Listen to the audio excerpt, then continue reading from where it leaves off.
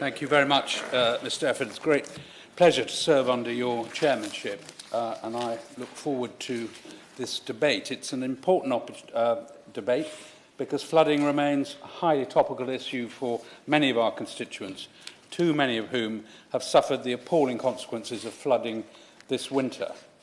And I regret to predict that many more may suffer this fate during the years ahead, as the impact of climate change provides more rainfall events of more persistent duration and at unpredictable times of the year. But I'm not here to forecast the weather or dwell on the causes or impact of climate change. There are plenty of other opportunities to do that, not least through the work of the Environmental Audit Committee, which I have the honour to chair, but including through our latest inquiry launched recently on climate and security, where the consequences of flooding on national infrastructure is one of the issues being considered. But I will offer a few initial words of context on the challenge of flooding we face. The Met Office's State of the UK Climate Report in 2022 confirmed how the UK has become wetter over the last few decades, albeit with significant annual variation. The third UK Climate Change Risk Assessment in 2021 identified flooding as one of the most important climate change adaptation challenges facing the UK. 6 of the 10 wettest years on record across the UK have occurred since 1998, and this past year has seen the most rainfall for any 18-month period in England since Met Office rainfall records started in 1836. With pleasure. I'd like to thank my honourable friend, Member for Ludlow, for calling this debate. In my constituency of Broxtowe, we saw devastating flooding to homes and businesses, both through Storm Babette and Storm Henk. Each time these storms occur, the same areas of my constituencies are severely damaged. Does my honourable friend agree that we must act now, not just to compensate, but we must also make sure that we mitigate for this level of damage occurring in the future?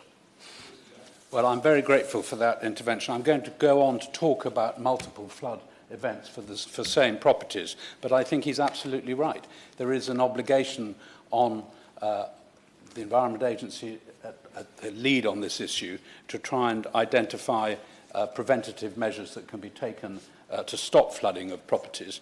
I mean, there are few things more devastating for a householder than to see their home get flooded. For it to happen multiple times, one can barely imagine what that must be like to live through.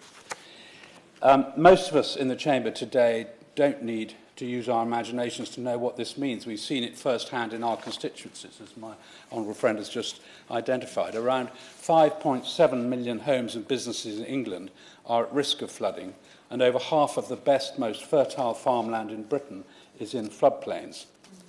This is particularly relevant in the River Severn catchment, which crosses Shropshire. The River Severn Partnership, whose parliamentary caucus is ably chaired by my neighbour, the member for Shrewsbury, who I'm pleased to see in his place, has formed to work with local authorities and MPs along the length of the catchment, with the Environment Agency and others, to seek holistic solutions to adapt to these conditions and reduce flood risk. This is a real and present danger. Latest estimates suggest that by the end of this century, the River Severn is expected on average across the year to be 0.85 of a metre higher and up to 1.5 metres higher during winter flood event levels, but it is expected to be lower in summer, with 25% less water available for abstraction by as soon as 2050. We've already experienced 3 of the worst 5 floods ever recorded along the River Severn in the last 3 years, and as yet no climate allowance has been built into the considerable defences installed so far. The River Severn catchment regrettably accounts for a disproportionate degree of flood events. In February 2022, 44 of the 80 flood warnings put out nationally that month were for the River Severn. Even when the catchment is not at the centre of storm events, we are often affected in Shropshire. Twice in the last 6 months, properties along the River Severn. In October, Storm Babette flooded 109 properties internally and 28 businesses. And in January, Storm Henk flooded 74 properties and 32 businesses. But these figures almost certainly understate the impact, as some do not report to their local authority or insurer for fear of losing access to insurance in future. So putting in place the right preventative measures to reduce the risk of flooding is what the River Severn Partnership is all about. But that is for another day, unless my honourable friend wanted, as I mentioned him by name, to intervene on me on that topic. It's the first time in 19 years that somebody's encouraged me to intervene on them, so I'm very grateful. But I'd like to pay tribute to my right honourable friend and neighbour, the Member of Parliament for Ludlow. He has been one of the most active in the caucus of 37 MPs along the River Severn that I chair, and I very much welcome his debate. Will he agree with me, and we have the Minister here, of course, that it is essential for us to work in collaboration with DEFRA to continue to lobby the Treasury for this £500 million business case that we've submitted for finally managing and taming Britain's longest river? Well, I'm very pleased to have created a first in my honourable friend's parliamentary career. I'm sure it won't be the last, and I would invite him, perhaps himself, to put forward a Westminster Hall debate to discuss the work of the River Severn Partnership, which I'd be happy to support. Indeed, we did put forward proposals to the Treasury, in fact to the Chancellor himself, in relation to the River Severn Partnership bid for significant funding to look at the whole range of remediation options and adaptation options upstream, going as far as the origins, the source of the River Severn into Wales. This morning's debate, Mr. Efford, is about ensuring that the right mechanisms of support are in place for those who've been affected by flooding. There are a range of measures in place to offer financial and practical help through different schemes for householders, businesses or farmers. Some of these are of long standing, such as through the Belwyn Emergency Relief Scheme, and others more recently introduced by the Conservative government in 2017 through the Flood Recovery Framework to supplement with more targeted support.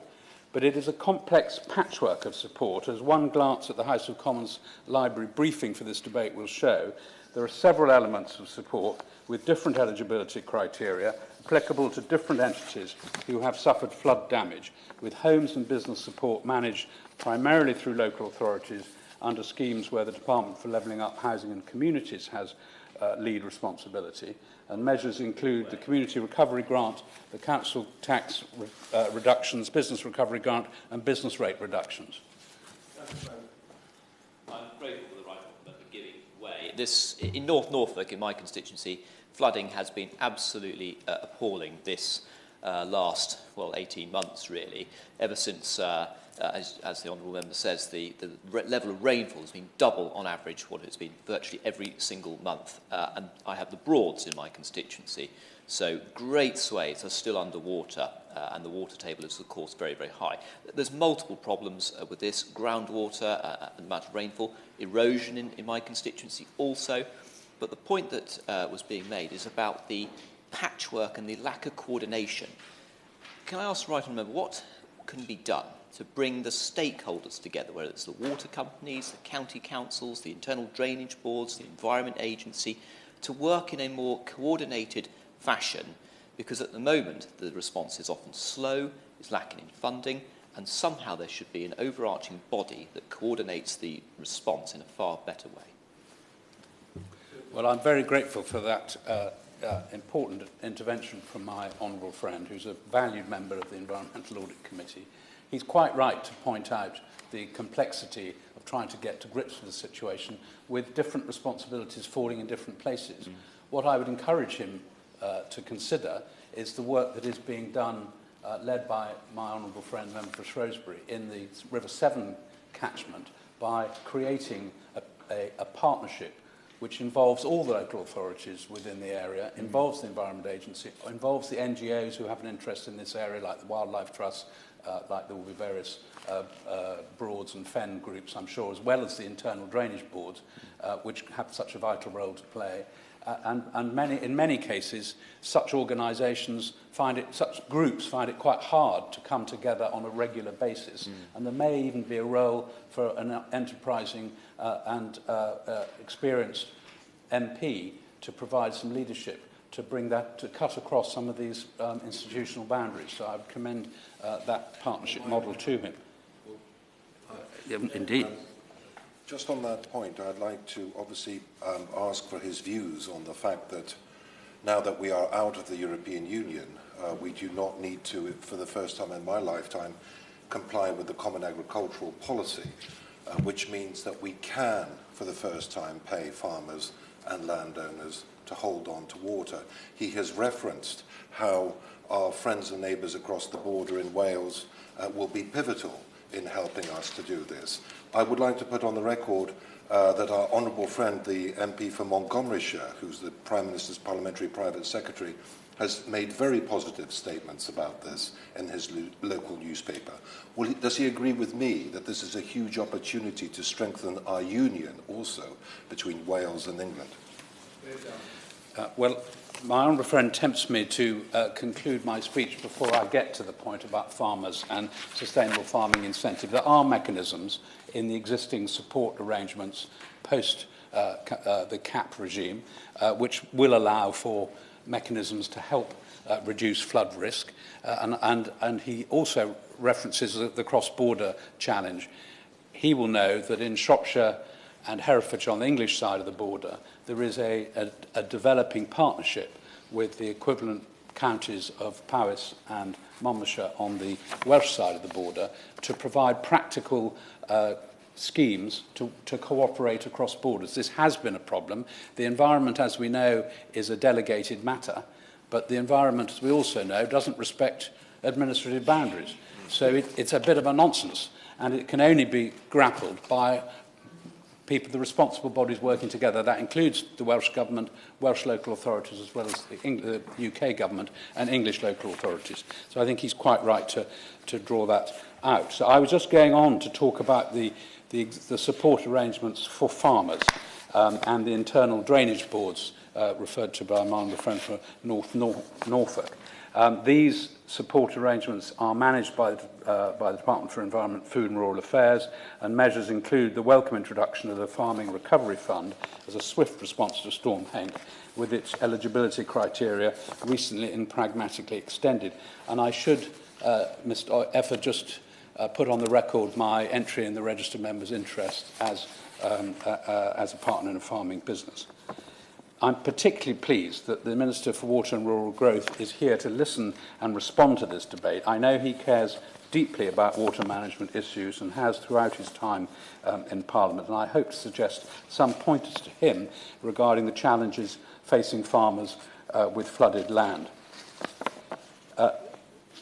Just having mentioned my entry in the Register, my own farm is on the Herefordshire-Shropshire borders. Part of it is within the Severn catchment, and we're on the watershed, so part of it is in the River Wye catchment. We have fields which, even this morning, in the middle of April, are still too wet to work. They've yet to dry out sufficiently, having been effectively waterlogged since last autumn. We didn't have a specific flood event through either Bibet or Henk in the fields, other than at the margins, but the water table has risen to such a level that we've not been able to get machinery onto some of our fields. I'd like to touch, just before I turn to the specific farming measures that I'd asked the Minister to look at, on the impact on properties, and in particular homes which have been flooded or at material risk. Like many others in the House today, I spent time earlier this year with homeowners, business owners and farmers in my constituency who had their lives turned upside down by the impact of flooding. Some have been flooded more than once in the past year alone, and I sympathise enormously with those who've had to deal with flooding, however it affected them, having seen the damage and disruption it causes. I visited one couple in Highley on the banks of the River Severn a couple of days after Storm Henk, who were still only able to access their home wearing waders because floodwaters had reached as high as the door handle on their back door. The heartbreaking devastation of such an impact on one's home is frankly matched only by the anger and frustration of being told in the days that followed this that they may not have been part of a sufficiently serious flood in their area for them to be able to access financial support, since fewer than 50 property owners had at that time come forward to report internal flooding of their properties across the local authority of Shropshire. This seems an arbitrary threshold. and difficult, frankly, for members to explain to someone when visiting their premises why it doesn't apply to them. Not least, it's at the discretion of the Secretary of State whether to evoke the support mechanism at all. The threshold is determined by local authority boundaries on a map rather than by the river system or catchment which has flooded, and it can take some weeks, or as was in the case of Storm Henk in Shropshire, months, to establish whether or not the threshold has been reached, given the reluctance of some householders to report a flooding incident for fear of the impact on their subsequent insurability, an issue which Flood Re has significantly reduced but not eliminated. I appreciate that the eligibility criteria for the flood recovery framework are not the responsibility of my honourable friend, but I would urge him to impress upon ministerial colleagues in DLUC, as they are undertaking a review of this scheme this year, that they consider how to improve access to the scheme to make it more fair. It is at present hard to comprehend why access can be denied to someone whose home or business is on the wrong side of the local authority boundary when just upstream or downstream on the same river, properties affected by the same storm are awarded financial support, but they are not.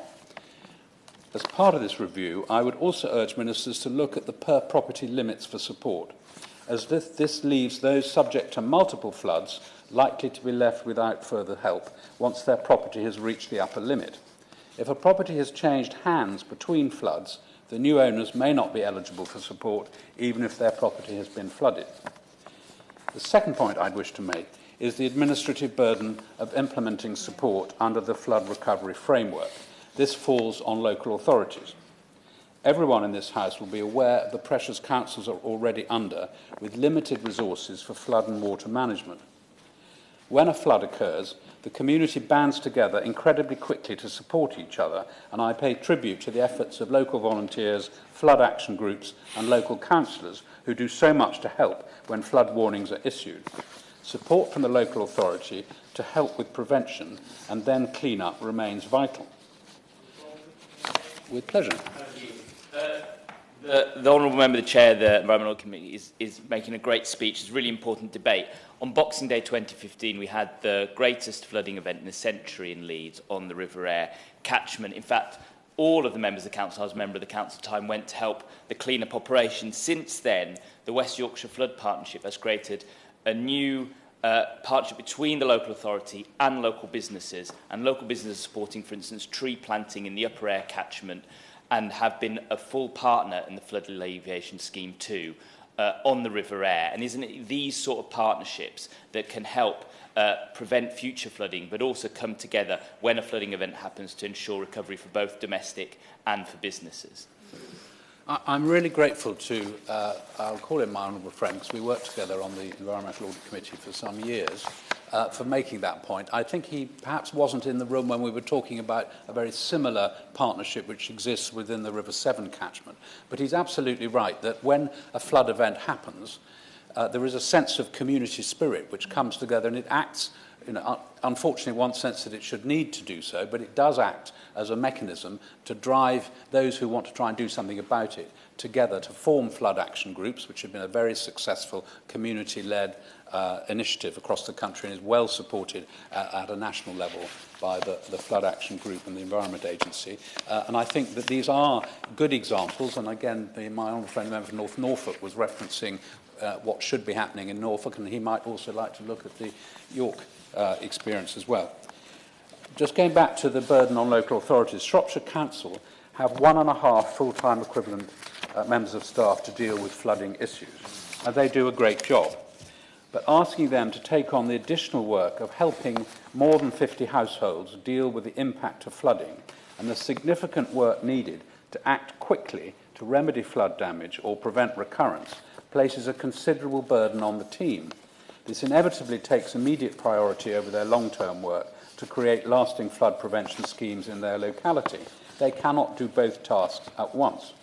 I would therefore urge the Minister to look at including provision within the flood recovery framework to award a revenue funding amount, perhaps as little as £50,000 to £100,000 per managing entity, which at the moment would be a local authority, to enable it to recruit suitable resource to help staff up the activation and deployment of funds under the scheme, so that this time-critical support can be provided to those that need it properly.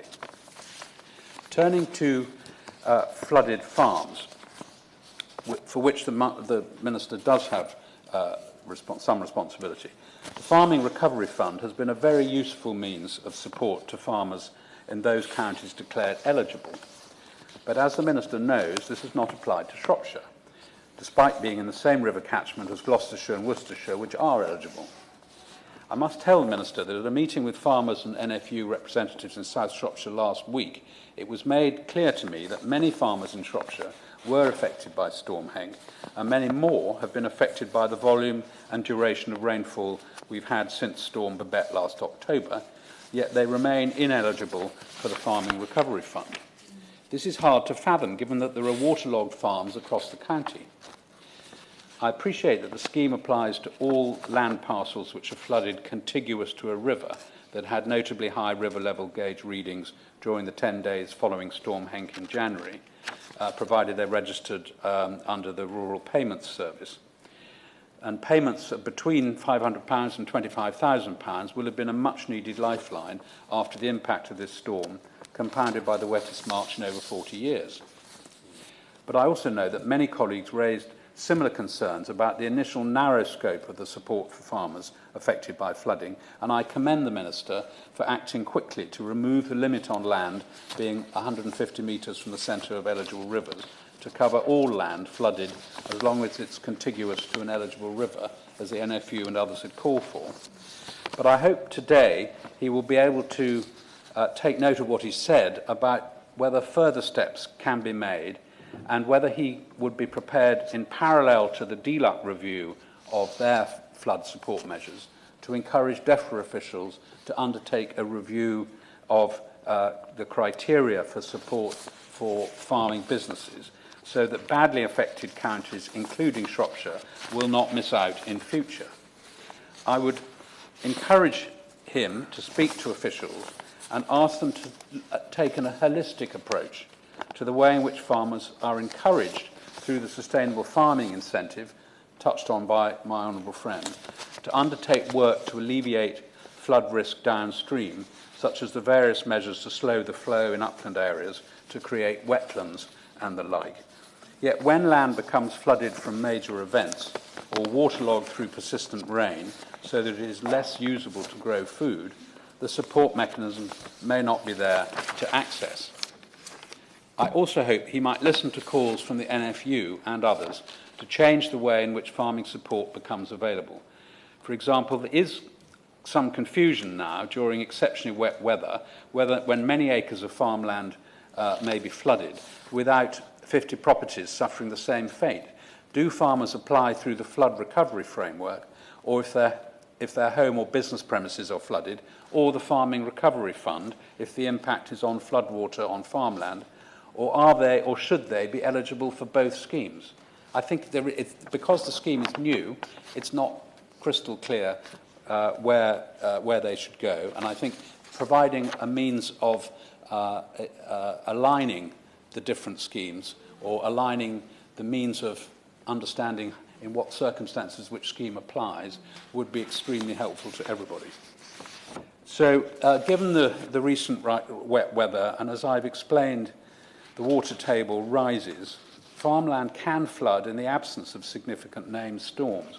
So finally, in conclusion, Mr. Efford, I'd just like to ask the Minister whether his department would undertake, alongside the review being done by DLUC, the workings of the flood support schemes which apply to flooded farmland. There has rightly been a refocus on food security recently, given the threats that we face in a volatile world. I know that my farm will have lower yields this year as a result of the planting conditions this winter. I suspect the same will apply in many areas of the country. We will therefore see either reduction in available home produce or an increase in prices, or both. And this will be in large part down to the impact of weather conditions for which I readily concede the Minister is not responsible. but finding mechanisms to ensure that farmers are there to plant next year and are there for future years to be able to produce the food on which we all rely is really important. So I finally urge the Minister to meet the opportunity to support farmers in these challenging times, just as we ask our farmers to support our country in times of uncertainty. I'd like to move the motion, Mr. Evans.